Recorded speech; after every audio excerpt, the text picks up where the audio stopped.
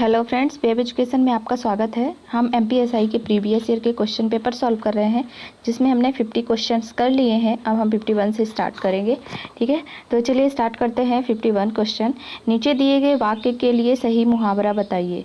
ठीक है, हम मुहावरा पढ़ते हैं। कुर्सी की होड़ ने सरकार को जनता की आंखों में गिरा दिया। ठीक है, तो इसका जो आंसर होगा ऑप्शन नंबर 3, आंखों में गिरा दिया। कुर्सी की होड़ ने सरकार को जनता की आंखों में गिरा दिया। ठीक है, नेक्स्ट देखते हैं क्वेश्चन नंबर 52।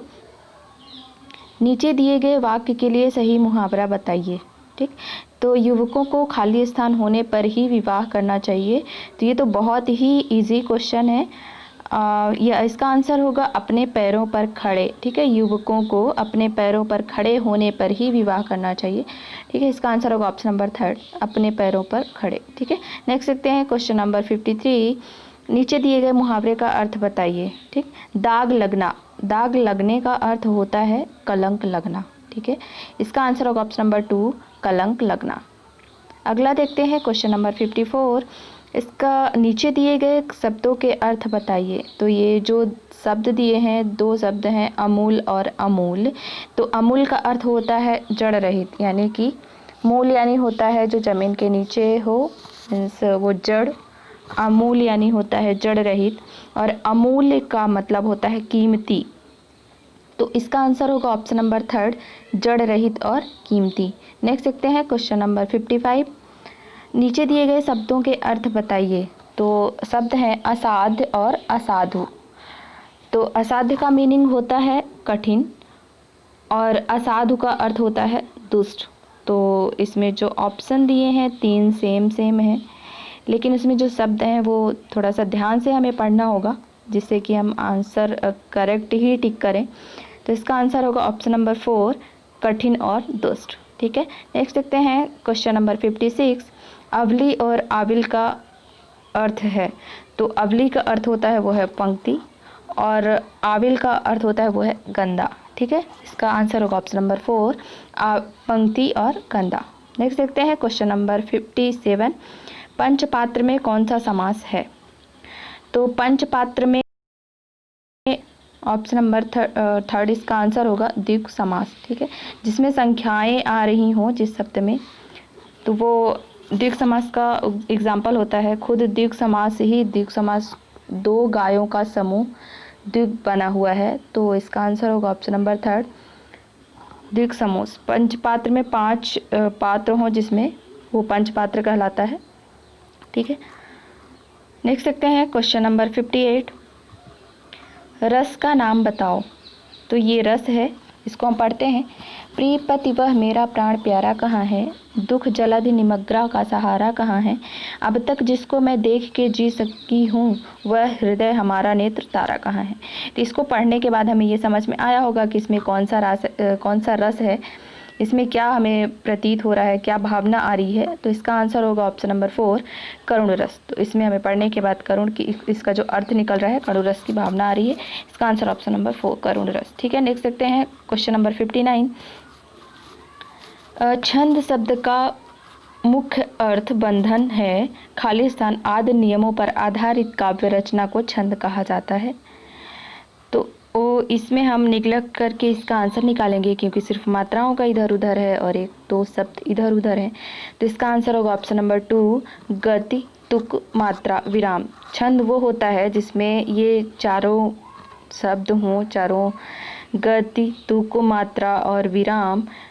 तो इसका आंसर होगा ऑप्शन नंबर 2, गति तुक मात्रा विराम। छंद शब्द का मुख्य अर्थ बंधन है, गति तुक मात्रा विराम आदि नियमों का आधारित काव्य रचना को छंद कहा जाता है। ठीक है, नेक्स्ट देखते हैं क्वेश्चन नंबर 60।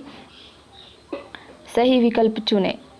ठीक, तो खाली स्थान से व्यंग्यार्थ का बोध होता है। तो जो व्यंग्यार्थ का बोध होता है वो व्यंजना शब्द शक्ति में होता है। तो व्यंजना शब्द शक्ति से व्यंग्यार्थ का बोध होता है। तो इसका आंसर होगा ऑप्शन नंबर 3। ठीक है, व्यंजना शब्द शक्ति। नेक्स्ट देखते हैं क्वेश्चन नंबर 61। ये जो है पद दिया हुआ है, तो इसको हमें एक बार पढ़ना होगा। ठीक है, तो इसको हम पढ़ते हैं। हवा हूँ हवा में बसंती हवा हूँ, सुनो बात मेरी बड़ी बावली हूँ, बड़ी मस्त मौला नहीं कुछ फिक्र है, बड़ी ही निडर हूँ, जिधर चाहती हूँ उधर घूमती हूँ, मुसाफिर अजब हूँ।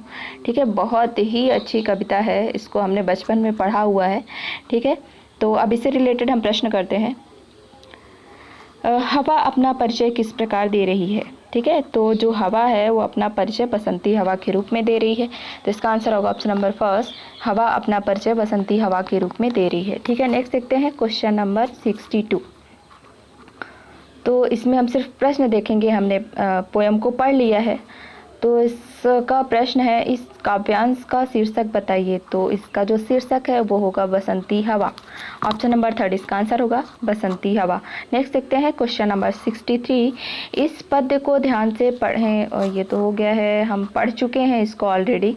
हम इसका क्वेश्चन देखेंगे, हवा की क्या क्या विशेषता बताई गई है। तो जो हवा की विशेषताएं बताई गई है, हमें एक बार हम कविता को जब पढ़ेंगे तो उसके अर्थ से हमें, जब तक हम नहीं पढ़ेंगे उसको समझ में नहीं आएगा, तो हमें वो पढ़ना ही होगा।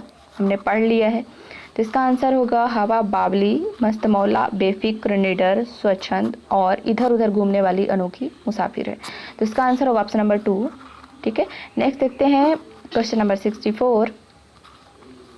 64 है, बसंती हवा को मस्त मौला क्यों कहा गया है। ठीक है, अब देखेंगे इसका आंसर होगा क्योंकि वह बिना फिक्र के निडरता पूर्वक घूमती रहती है। ठीक है, क्योंकि वह बिना फिक्र के निडरता पूर्वक इधर उधर घूमती रहती है। तो इसका आंसर होगा ऑप्शन नंबर 4। ठीक है, नेक्स्ट देखते हैं क्वेश्चन नंबर 65। तो क्वेश्चन है, बसंती हवा को एक अजीब मुसाफिर की संज्ञा क्यों दी गई है। तो इसका आंसर होगा क्योंकि वह सभी जगह निडर और स्वतंत्र रूप से मन मुताबिक घूमती है। ठीक है, तो इसका आंसर होगा ऑप्शन नंबर 3, क्योंकि वह सभी जगह पर निडर और स्वतंत्र रूप से मन मुताबिक घूमती रहती है। ठीक है, नेक्स्ट देखते हैं क्वेश्चन नंबर 66। इसमें इस पद्य को ध्यान से पढ़ें और नीचे दिए गए प्रश्न का उत्तर दें। तो हमें अभी ये पद्य पढ़ना होगा जिससे हम इससे रिलेटेड प्रश्न कर पाएंगे। तो चलिए एक बार पढ़ लेते हैं। जल का जीवन से बहुत महत्वपूर्ण संबंध है। हमारे शरीर में 3 भाग पानी का है, उसी प्रकार धरती पर 3 भाग जल का है। जल के कारण हरियाली है और हरियाली से ऑक्सीजन प्राप्त होती है, परंतु आजकल लोग इंडस्ट्रीज तथा रिहायशी भवनों के नाम पर एवं गलत निर्णयों के कारण हरियाली का विनाश कर रहे हैं तथा जल का धरती से गलत दोहन किया जा रहा है।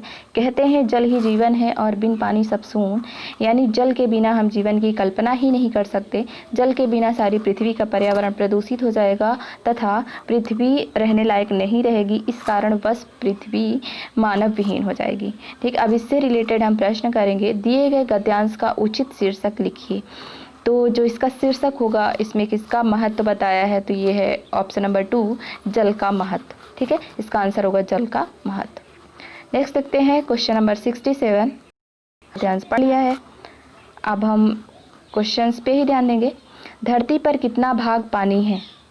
तो धरती पर 3 भाग पानी है, हम सबको पता है ये चीज़। तो इसका आंसर होगा ऑप्शन नंबर 3, 3 भाग। ठीक है, नेक्स्ट देखते हैं क्वेश्चन नंबर 68। 68 क्वेश्चन है, हरियाली किसके कारण होती है। तो इसका आंसर होगा ऑप्शन नंबर 1, जल के कारण। जल नहीं होगा तो हरियाली नहीं होगी। इसका आंसर होगा ऑप्शन नंबर 1, जल के कारण। ठीक है, नेक्स्ट देखते हैं 69। हरियाली के विनाश का क्या कारण है। तो जो हरियाली के विनाश का कारण है वो है इंडस्ट्रीज, रिहायशी भवनों के नाम पर जल का धरती से गलत दोहन एवं गलत निर्णयों के कारण हरियाली का विनाश हो रहा है। ठीक है, तो इसका आंसर होगा ऑप्शन नंबर 1। नेक्स्ट देखते हैं क्वेश्चन नंबर 70। क्वेश्चन नंबर 70 है, ऑक्सीजन हमें कहाँ से प्राप्त होती है। तो ऑक्सीजन हमें हरियाली से प्राप्त होती है। ठीक है, हमें हरियाली से ऑक्सीजन प्राप्त होती है। तो इसका आंसर होगा ऑप्शन नंबर 1, हमें ऑक्सीजन हरियाली से प्राप्त होती है। फ्रेंड्स, हमने 70 क्वेश्चंस कर लिए हैं। हमारा जो पेपर 2 है वो ख़त्म हो चुका है। ठीक है, अब हम पेपर 3 स्टार्ट करेंगे। वीडियो देखने के लिए धन्यवाद। अगर आपको वीडियो अच्छा लगा है तो वीडियो को लाइक कीजिए, चैनल को सब्सक्राइब कीजिए। Thank you.